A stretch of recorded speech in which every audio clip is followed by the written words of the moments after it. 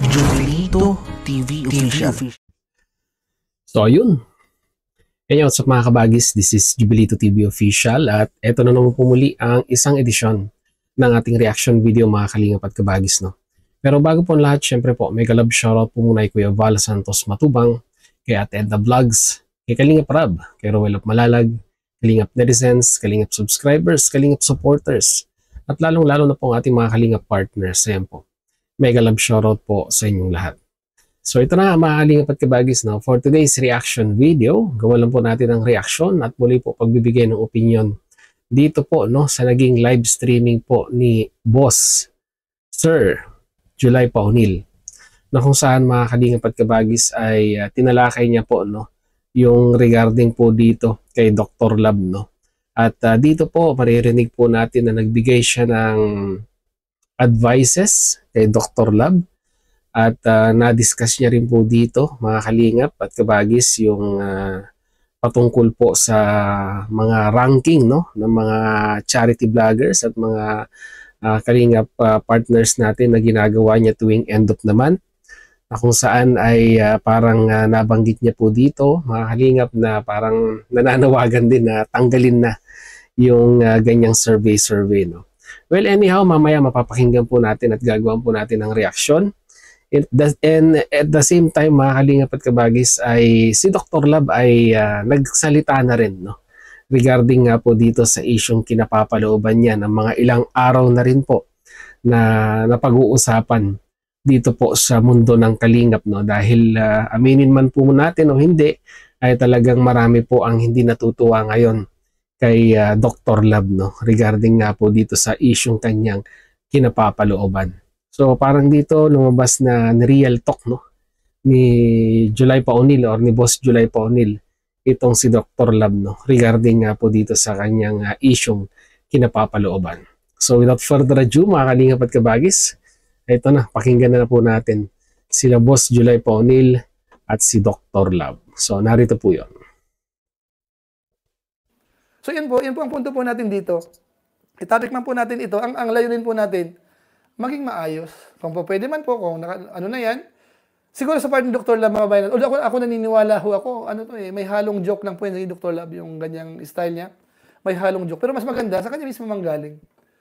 Para ma-solve na rin po yan. Hindi na mag-isip ng masyadong Tapos, tungkol naman sa ranking na yan, kung halimbawa, kasi sa pakiramdam ko kasi, sa pag-analyze ko, nabigla si Dr. Love din sa ranking. Ako nakita ko nabigla rin sa... Kung baga panatag siya na kahit pa siguro, hindi masyadong lumalalayo, tapos nagulat pa kay Kalingap Victor, biglang umangat. So, naano siya. Pero alam ko naman po, may intindihan niya yun. Kung siguro ilang tulog lang, may intindihan niya yun. Kaso nga lang po ngayon, talagang sa mga live niya, yun pa rin po. So, nagkakahamunan na. May mga buzzers na kalaban na po. Yun po ang abangan po natin. Kung sino nga ba talaga ang kaaway ni Dr. Love. Nasa thumbnail po natin, ang tanong natin, sino ba ang kaaway ni Dr. Love? Para maliwanag. Alam mo, natin. Pero ito, isang bagay pa, advice ko lang kay Dr. Love din. Ito. Siguro para sa na rin po, bilang isang kasamahan natin sa Kalingap. Kasi ang medyo pinapakinggan ko siya eh. Parang may ini-small siyang grupo na kahit kayo mag-unsub, parang hindi siya apektado. Maano lang ako na yung EDSI, para bang inaano niya masyado yung EDSI na maraming sumuporta sa aking EDSI. Kayo ko konti. O kung sino pa man. Kasi pagka ganun po kasi na medyo parang may halong comparison yun lumalabas. Kayo maliit, kami malaki. Parang ganun, So, yun ang sa tingin ko medyo Kung joke man yun, di joke lang. Pero kung seryoso po sa mga ganun, medyo yun. Pati po yung EDSI fans, pagka ganun ang datingan, pwedeng mag-react ng parang ang datingan, ipapahamak mo naman kami, parang ganun. Pwedeng ganun ang reaksyon. So, yun po ang nakita ko na medyo para sa akin, hindi ako conforme sa ganung pananalita. Kasi yung EDSI ho, sikat ngayon yan, pero after ilang panahon po yan, mapapalitan na naman po yan. Ganun po sa social media. Sikat ka ngayon, tapos unti-unti. Ang trend po, makakita yung trend yan, bababa na yung views. May bago na namang angels yan, may bago na namang mga content si Rab. So nagpapalit-palitan lang po yan. Hindi ho lifetime po yan. Diba? Hindi lifetime po sa social media. Kaya... So yun ho, mga kalingap at kabagis, no? Straight to the point po talaga. Ito pong sinabi ni Boss Julay Paunil. Kumbaga parang pinaka-real talk niya dito po kay Dr. Lab, no? Na kung saan sabi niya nga po, ang mga lab team ay hindi po panghabang buhay, di ba? Talagang sa ngayon siguro po kung namamayagpag yan ay talagang sinasabayan ika nga, no? At talagang sinasakyan ng maraming manonood, maraming sponsor. Pero there will come a time, mga kalingap, na talagang yung mga sinusuportahan natin, kumbaga sa tanso or sa ginto. Huwag na yung ginto kasi talagang everlasting ang kakinangan yan eh. Ikumpara lang na po natin sa tanso, no? Kung saan kung ang tanso po ay bago ay talagang makinang po yan, di ba? Makintab. Pero habang tumadaan po ang panahon, ang time ika nga, ay unti-unti pong yung kakinangan niya ay nawawala, di ba? So ganoon din po ang mga lab team ng Kalingap, no? Mga Kalingap at Kabagis, no? Yung Rochelle, dumaan na po sila doon sa time na kung saan sila po ay naging sikat at talagang tinatangkilik ng mga viewers. So ngayon, kapanahunan naman ng Jom Carl at ng Edsy. Ang kumbaga sila naman ngayon ang nagnanamnam ng kasikatan, ng pagpupuri ika nga, no. Kaya kung dito man na yung paghahamon regarding sa pag-aansab, di ba? Sabi napakaliit lamang daw pong porsyento ang community ng Rochelle at malaki daw po ang community ng Edsy. Okay, let's say nandun na tayo. Pero hindi po ba natin naisip na darating po ang time na ang sinusuportahan natin ay kagaya ng hapon na sinabi ko kanina ay mawawala na po yung ningning at meron na naman pong bagong sisikat na love team, di ba? So ibig sabihin hindi po pang lifetime yan.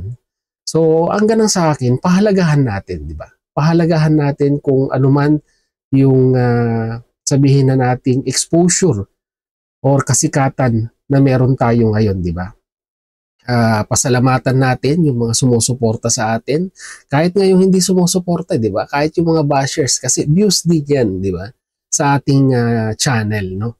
At wag nating lalaitin, no? Malaki or maliit mang community yan, ay once upon a time, di ba? Nakatulong din sila at nakasuporta din sa ating mga channel, di ba? So, paano na lang pag ang Edsy ay naging na? Lumipas na ang kakinangan, no? Di ba, Dr. Lab? Pero siguro, ang gagawin ni Dr. Lab, pag mga ganyang pagkakataon, ay nakasecure na uli siya sa panibagong lab team na sa tingin niya po ay sumisikat at magiging trending. So, ganyan lang ang magiging kalakaran ni siguro ni Dr. Lab, no? Paikot-ikot lang yan, no? Naghihintay lang ng opportunity na may darating na lab team na sa tingin niyang sisikat at doon naman siya gagawa ng community. So, parang tuloy-tuloy lang. Pero kung ganun man ang gawin ni Dr. Lab, ay lagi po tayong maging humble, no? At least mapapansin ng mga viewers na although sabihin man nating lumipat-lipat tayo ng mga lab team or lab community, ika nga, ay nakikita natin na talagang ina-appreciate at pinasasalamatan yung mga taong bumubuo po doon sa community iyon. Ang hirap naman po kasi, di ba, nanggaling tayo sa community yan, tapos pag nandun tayo sa malaking community, ay binabaliwala or minamasama na po natin sila. Pangit naman po yun. Diba? So, ito naman, mga Kalingap at Kabagis, no? Pakinggan natin yung naging live streaming ni Dr. Lab kahapon.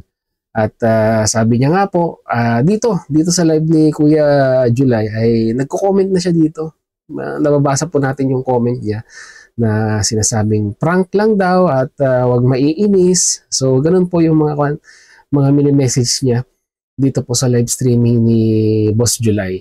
At dito, tignan natin, pakinggan natin si Dr. Lab, mga Kalingap at Kabagis, ang kanyang mensahe sa mga taong na-prank niya di umano sa kanyang ginawang mga pagtatapik sa kanyang mga live streaming, no? So, ito po. Pakinggan natin si Dr. Lab, mga Kalingap at Kabagis. Sa mga na-prank ko, ay pasensya na. Kumagat kayo sa prank. Mga Kalingap at ibang team, supportahan naman natin ang ating Lisa Valers. Miguel Asiata, Team Brocade, Lorita Abo, hello Dr. Lab. Yan. Marjorie Bagking, good evening Dr. Lab. Wala tayong karapatan mag-question sa ginagawa ni July Punil, ha? Sa totoo lang, wala tayong karapatan. Pero nagpa-prank tayo, prank lang. Ay daming kumagat. Daming kumagat. Galit na galit. Gusto nang manakit. Oh? Gusto nang manakit. Ha? Sa totoo lang, wala tayong karapatan makialam doon sa ginagawa dahil content ni yon, Boss July. Kaya wala tayong karapatan dyan. Pero nag-prank lang tayo, kinagat naman, at sinagot-sagot ko naman yung prank, mga komento nila, kaya lalo sila nang galaiti, pero wala sa akin yun. Nagpa-prank lang ako. Ay, nako. So, yun no, mahaling apat kabagis, no? Yun po yung pinaka-konteksto ng live ni Dr. Lab. No? Nagpa-prank lang daw po siya. At sa mga naapektuhan daw po ng prank niya, ay pasensya na. So, ganun lang kasimple. Ibig sabihin, move on na daw po. Parang ganun, di ba? Mahaling apat kabagis. Pero sa akin, no, mahaling apat kabagis, no, ang magiging opinion ko dito regarding sa sinabi ni Dr. Lab ay hindi naman po siguro lahat ng pagkakataon ay pwede po nating sabihin na prank lang ang lahat ng mga binibitawan nating salita.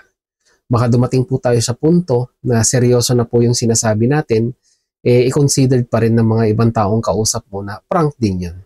Kasi nasanay sila sa'yo na puro prank, di ba, ang sinasabi mo. Or lagi mong sinasabing prank lang yun. Malay natin, seryoso na pala. Di ba? Or life-threatening na pala yung mga detalyeng ibinibigay mo. Parang ganun, di ba? Or sabihin na nating may surge of urgency na yung topic na gusto mong sabihin. Ang iisipin ngayon ng viewers, ay wala, si Dr. Lab, kanyan. Prank lang yan. Di ba? It's a prank lang yan. So, ang ganang sa akin ay dapat yung pagsasabi po ng prank ay ilugar din po natin sa tamang pagkakataon, sa tamang event, ika nga, ay doon po natin gawin kung yung prank na yon. At make sure na yung mga pinaprank po natin ay sabihin nating sasakay din doon sa prank na gagawin natin. Para at least kahit pa paano po ay hindi po natin masasaktan ang kanilang kalooban, di ba? Actually, yung live is hindi lang naman po isang beses nangyari. 3 po yata yun, di ba? 3 live yun na continuous na talagang yun po ang topic na napag-uusapan. At hindi po para sa akin na yun. Kung ako nga rin po, normal na viewers lang, baka mapaniwala ako ni Dr. Lab na talagang totoo yung mga sinasabi niya. Pero ngayon, sa kanyang live, kumambyo si Dr. Lab at sinabi niya na pasensya na. It's a prank, ika. So yun, maaaring apat kabagis, no? Mag-comment po kayo sa ating comment section kung ano naman po ang inyong masasabi. Opinion, reaction dito po sa naging live, no? Ni July Paunil, ni Boss July Paunil at ni Dr. Lab, di ba? Mga halingap at kabagis, no? At least kahit pa paano po malaman po natin ang inyong saloobin, konteksto regarding po dito sa issue na ito. At ganun din po, no? Huwag po natin kalimutang i-subscribe sila Kuya Val Santos Matubang, Ate Edna Vlogs, Kalingap Rab, Rowelop Malalag, mga halingap at kabagis, no? At ganun din po, isama nyo na rin po, baka hindi pa po kayo nakasubscribe at napasyal lamang sa ating YouTube channel. Subscribe nyo na po, Jobilito TV Official. At ganun din po, mga halingap at kabagis, lagi ko pong pineplex. Ayan po, ang ating official YouTube channel, Facebook page. Ayan, pakisuportahan naman po, no? Jobilito TV Official din po yan. Hindi po mahirap hanapin, mga kalingap. Na as of now, kagaya po ng lagi ko pong yung pag-update sa inyo, ay meron na po tayong 187 followers. So sana po madagdagan din po, mga kalingap at kabagis. So yun, hanggang dito na lang. Once again, this is Jobilito TV Official, proud member po ng Team COS at ng Karepa Year 2024. As I always say, mga kalingap at kabagis, peace, God first. God bless po. Bye!